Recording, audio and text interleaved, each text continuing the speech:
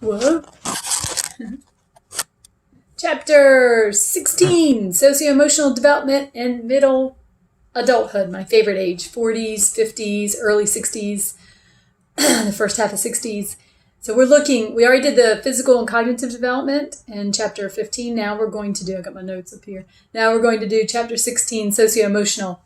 There's a lot going on. We already know there's tons going on physically in middle age, all the changes happening, menopause, muscle strength declining, all the senses declining. My voice is all funny for some reason. Probably from working outside again, cleaning a fence. All the pollen maybe. Anyway, chronic health problems popping up and appearance changes, hair, skin, fingernails, just all kinds of physical changes, and then cognitive changes with work, all kinds of contemplations about work and is this what I want to keep doing for my remaining work years? Do I want to do something different?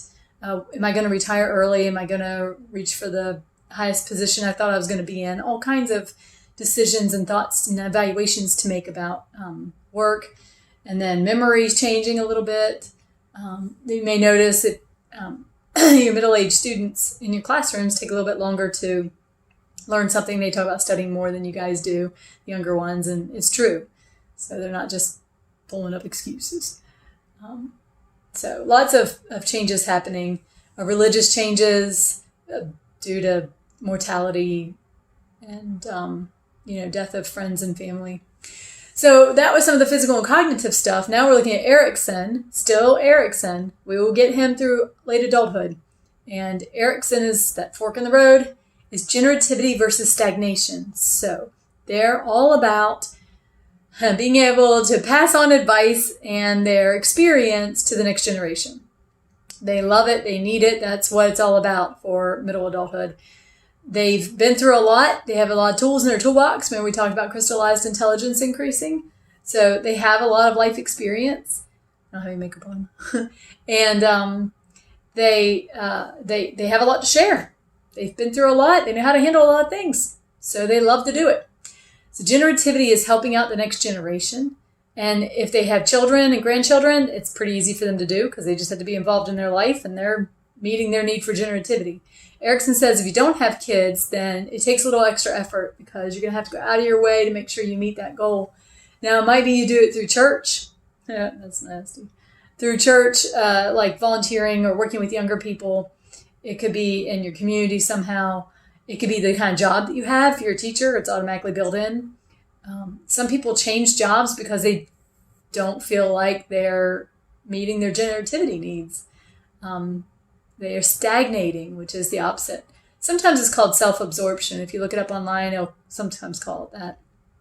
So, but leaving a legacy, passing on what you know. If you have a skill or an ability that like canning food or some musical instrument or woodworking skills or whatever, this is the age where you start to think about passing that on to the next generation and worrying about what will happen if grandma's not around anymore, I'm not around anymore, I won't make this food anymore, the rest of people just go away. And people won't know how to do these things. So this is the age it usually starts to think about that. Before you were just living life and you're pretty busy. Stagnation or self-absorption is when you're just all about yourself. You're doing nothing to help the next generation, nothing to help the future, because you're worried about leaving a legacy, leaving something behind. You're going to make the world a better place. I'm going to file my nails. That might be too loud. You're done. There's a lot going on in the emotional world, the social world for people in middle age. I know you young people think you got a lot going on, but they do too. Again, part of that middle-essence. That might annoy you, maybe. Let's look at all the emotional relationship arenas in which there's change happening. I need a whiteboard for this. Okay. Their sibling relationships. Well, let's start with their parents. Their relationship with their parents are changing. Just like people did in adolescence, they're striving to break away and become their own person and be independent.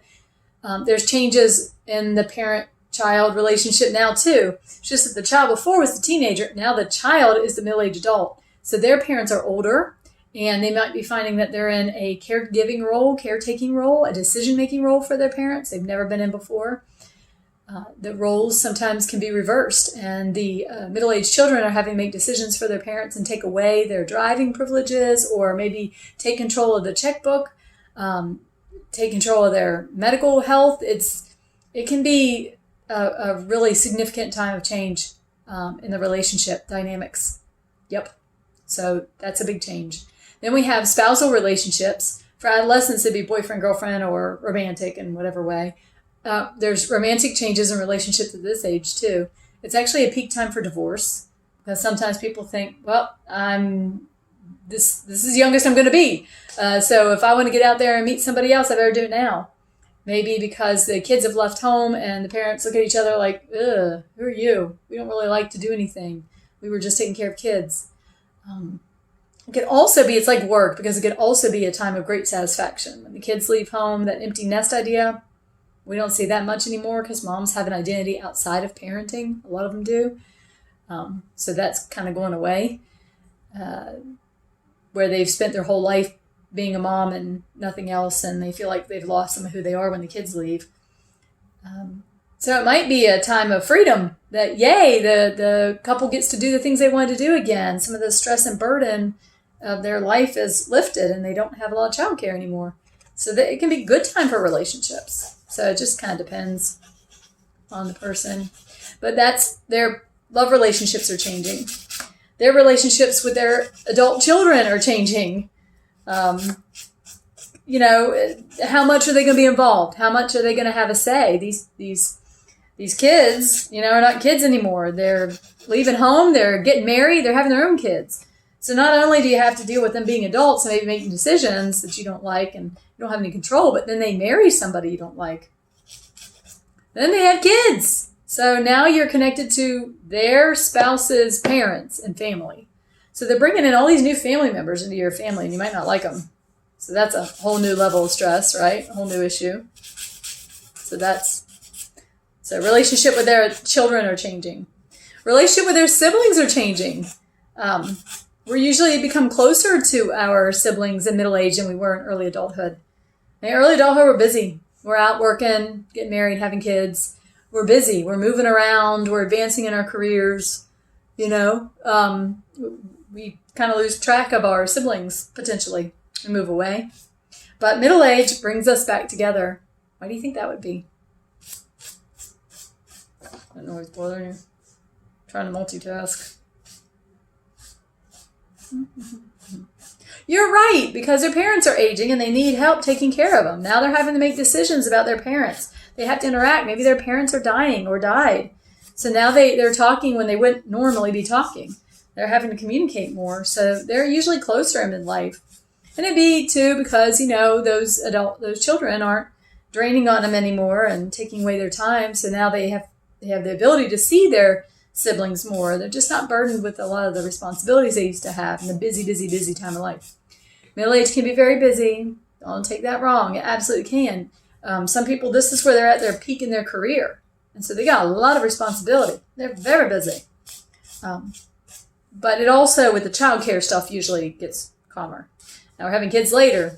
So just like me, I got a 13-year-old. I'm 48. So it's going to be a long time before my kids are completely gone. 5 more years? So I'll still be middle-aged, though. So that's not bad.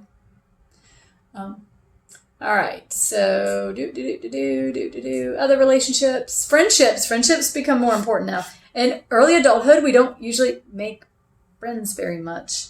In early adulthood, the reason we make friends is to learn something. Like, we usually are motivated to take up a new friend if they're a little ahead of us somehow. Maybe they just got married and we're getting married. Maybe they just had kids and we're going to have kids. They're usually, it's because they're going through something that you're going through. Times of change in your life is when early adults make friends, because they're looking for help. They're looking for advice. That's our motivation for picking friends in early adulthood. It's not just companionship, because we usually have a spouse for that, and we have children for that. So we don't usually need friends for companionship. We need them to help us through changes in life. Okay, so that's early adulthood.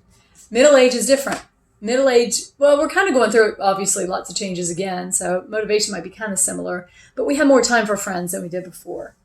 And we're doing those leisure activities. Remember those hobbies and things getting us ready for retirement? So we might meet friends, come back on notes, we might meet friends doing those activities. So things in common. So our relationship with our friends are changing. Our relationship with our parents, our spouse, our kids, our siblings, our, who did I just say? Our friends, all these changes in relationships. There's a lot. Now, we even have more going on. Here's another thing that you probably didn't think of that your parents in middle age are dealing with. Oh, that's just a spot on my camera. Their identity. We talked about identity and adolescence, figuring out who they are, trying on different personas, cliques, how fickle they are. Well, they're going through identity issues in middle adulthood also, because some of the things that they finally settled on in early adulthood and adolescence to make them who they were can be changing. Like maybe it was their career. Well, now you're retired. You're not a teacher anymore. You're not a doctor anymore. Maybe they base their identity on their physical strength and their ability to pick up a washer and move it. Well, they're not as strong as they used to be. They can't do that anymore. Now they have to get their teenage or their early adult son or their teenage grandson to do it. They can't do the physical feats that they used to be able to do. That can bother them. It challenges how they see themselves. Maybe their appearance is changing and they, part of their identity was being what they thought was attractive. And so now they're getting messages from society that they're not attractive anymore because of the aging. So that's a big change. We said jobs provide identity. The kids leaving home, you're so-and-so's parent, that identity goes away. Maybe your spouse dies and you're no longer their spouse anymore. You're kind of losing some roles. You're not a parent as much, the same way.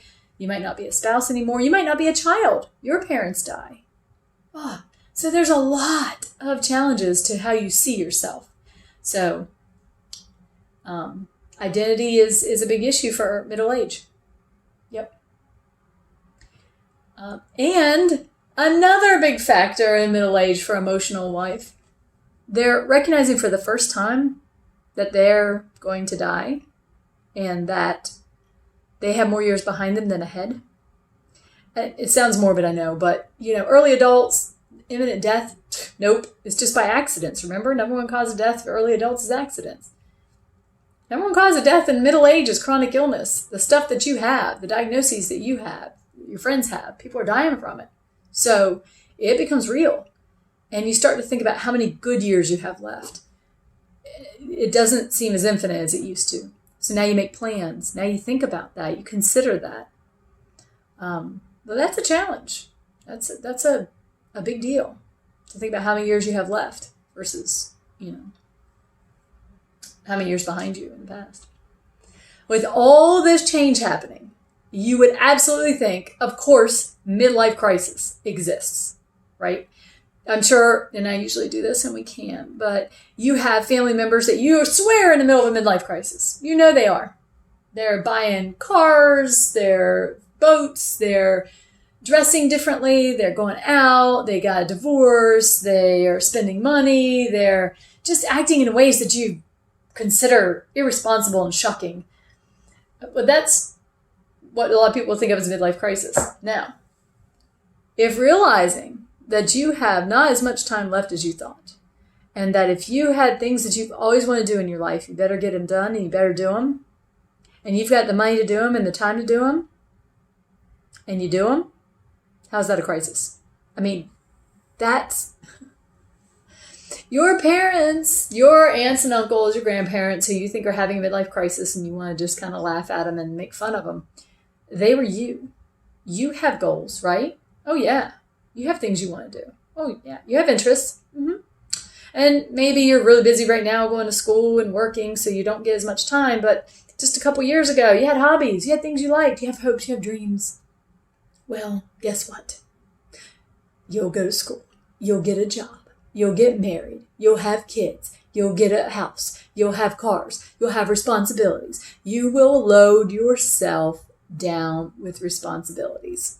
So those things you really like do right now and you think, oh, I'm going to do this. I really like this. They don't happen because the kids need diapers, they need college tuition, they need braces, work needs you to do this, the house needs this. You don't get a chance to do those things that you like to do. Okay, but if we could start peeling away all those responsibilities and then up your income, because some of the reason you can't do what you like to do right now is you don't have enough money, and then give you some time to do it, heck yeah, you're going to do those things you wanted to do. You were a human, an individual before you had kids, before you took that job on, before you got married, before you got that mortgage. You have your own, interests, passions, hobbies. You did not know your dad loved sports cars because he couldn't do anything about it because he was paying for your food. Okay? He's always loved it. You came into your dad's life when he was a grown up with responsibilities. You became aware of him as a human being when you were still all about you. And that's developmentally normal. I ain't putting you down. I'm just saying. Okay? By the time you recognized that this man is a man, not just your dad, he's a grown man, he's into doing things that you never saw him do before because he can. He's not loaded down with everything else he's supposed to be doing his whole life. He followed the line, he towed the line, he did the responsible thing. The responsible thing is not to buy that sports car because the kids need braces, because, the house needs a new roof. All right? So what seems like a lot of times these crazy actions, you combine money, because we're talking about the boomers, money, time, because they get to retire early, decreasing responsibilities, and the perception that life is short and you better enjoy it, and you won't get people doing things that you did not think they would ever do. But it's really because you just didn't know them. You know them as connected to you, not as a human being, separate. So midlife crisis? No, it's a myth. Most people go through, with all these changes happening, you would expect it. But most people go through midlife just fine. They don't crash and burn. They don't do crazy things and get themselves in trouble and financial debt. You're going to see some people do stuff like that because you always have exceptions. But it's like adolescence. Most teenagers do not crash and burn and suicide and drug addicted after adolescence. They get through it. They're okay. Okay, so same thing for middle-aged adults. It's a myth. Midlife crisis, no. Some people can have it, but it's not guaranteed. All right. So we've already kind of talked about some of these other notes up here. Relationships, there's some new stuff about relationships. I was just kind of given the idea that there's a lot of changes happening in marital relationships. There's a few more I wanted to talk about I didn't talk about yet, and that's gender convergence. It's the idea that as we age, we become less stuck in our traditional sex roles, that the woman's supposed to take care of the house and the man goes out and works. This is a woman's job, this is a man's job. This is how the woman behaves, this is how the man behaves. We have more flexibility as we get older. And we think some of that could be because kids aren't around anymore. So kids seem to force us into those sex role states. Remember we said that people thought before they had kids that, we'll share everything 50-50.